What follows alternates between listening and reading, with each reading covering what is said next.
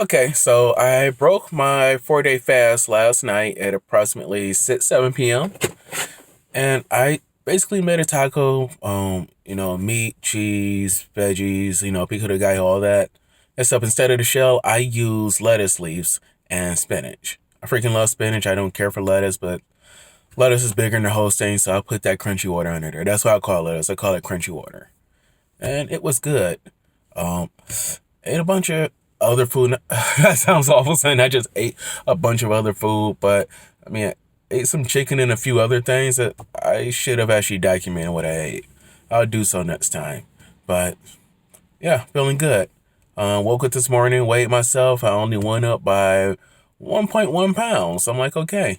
So yesterday I was thinking I wasn't going to gain more than a pound at most because my food didn't weigh more than a pound, but everything I ate didn't weigh more than a pound, but it's possibly just weighed just a little bit more.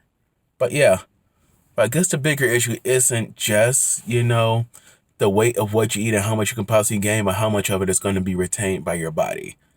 Quite a bit of it either had fiber or was a good, healthy fat and would be pushed through the body well.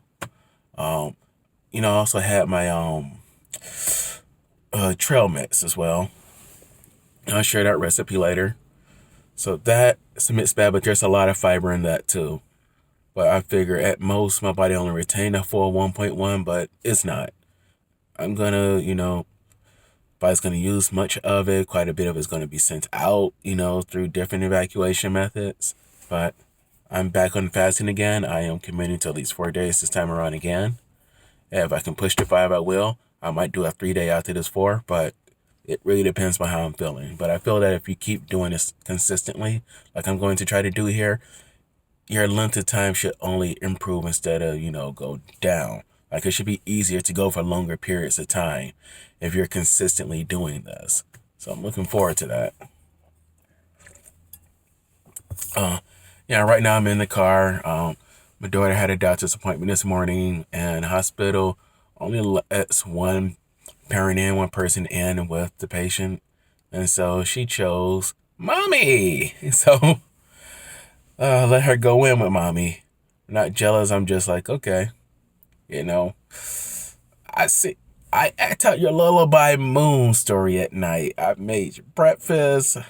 Do a lot for you. I never get picked. Well, every now and then I get picked, but yeah, it's hard to compete with mommy. Not jealous. I'm just going to just accept that. But yeah. Oh, one more thing. I'm happy with my ketone levels. Uh, yesterday morning they were at 1.9, and today they're at 2.5.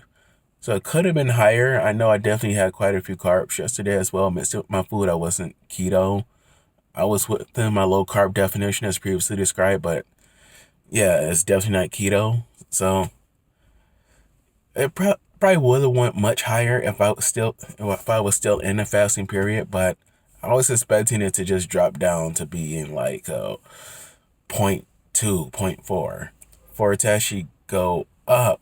I know I probably lowered a bit with some of the food that I ate, but then to go back up, it looks like I'm starting to become fat adapted. Now, that's a process that can take up to 2 months to complete, but this type of response, I was not expecting it.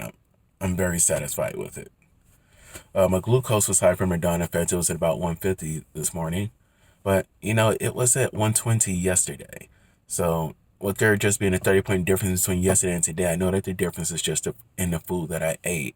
And with my glycogen stores being run out today, which I'm going to do a little bit of exercise to help out with that, I only expect it to go back down to the 120 again within the next day or two and to start shooting lower. Because even though 120 is kind of low for me, that's still within the pre-diabetes level.